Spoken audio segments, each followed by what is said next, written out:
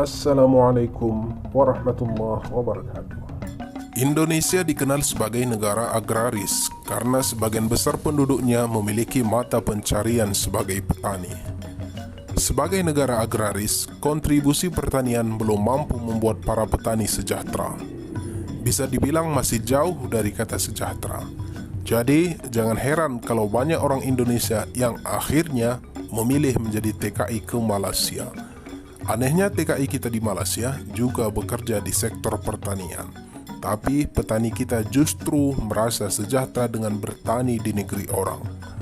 Yang pertama, Indonesia. Berdasarkan catatan Badan Pusat Statistik, pada tahun 2020 ada sekitar 33,4 juta petani yang bergerak di semua komoditas sektor pertanian di Indonesia, seperti kopi, getah, kelapa sawit, kakao, dan bahan-bahan pokok lainnya yang diekspor ke berbagai negara. Hasil-hasil tani Indonesia memang unggul, tapi soal kehidupan petani masih bisa dibilang jauh dari kata sejahtera. Mirisnya lagi, petani kita identik dengan label miskin, beda banget dengan petani-petani luar negeri yang dicap orang kaya. Dibanding negara-negara maju, petani kita memang sangat berbeda ya. Dari segi pendidikan, Indonesia masih kurang, kebanyakan hanya lulus sekolah dasar, bahkan ada yang sama sekali tidak pernah merasakan bangku sekolah. Makanya petani kita banyak hanya sekedar buruh tani. Kemudian, hasil tani kita juga dibayar murah. Padahal ketika sampai di tangan konsumen, harganya bisa melejit. Wow. 2. Malaysia.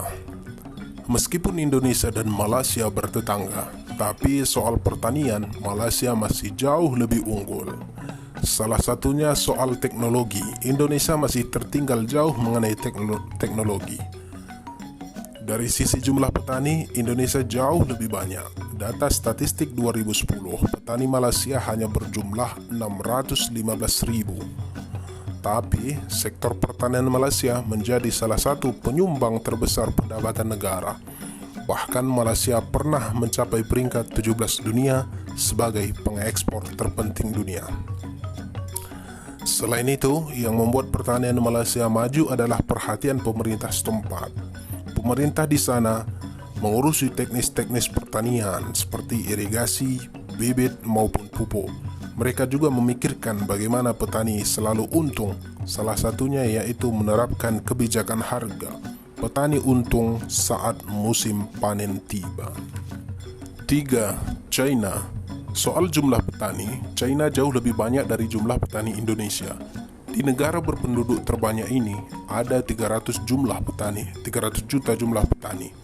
Bedanya petani Cina mendapat dukungan besar dari pemerintah, seperti benih, alat-alat canggih pertanian, dan jaringan irigasi. Infrastruktur dasar dan jalan dan listrik juga disediakan bagi petani.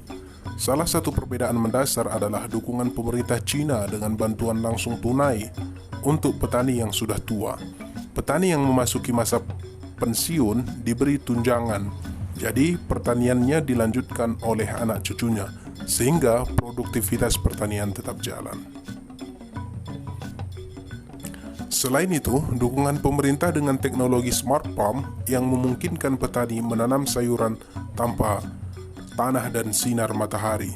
Selain efisiensi dari segi waktu, teknologi ini juga meningkatkan pendapatan pertanian berkali-kali lipat. Bukan hanya itu, teknologi serupa temuan bibit baru dan racun serangga yang efektif juga sangat menunjang sektor pertanian di sana. Itu dia beberapa perbedaan petani Indonesia dengan beberapa negara.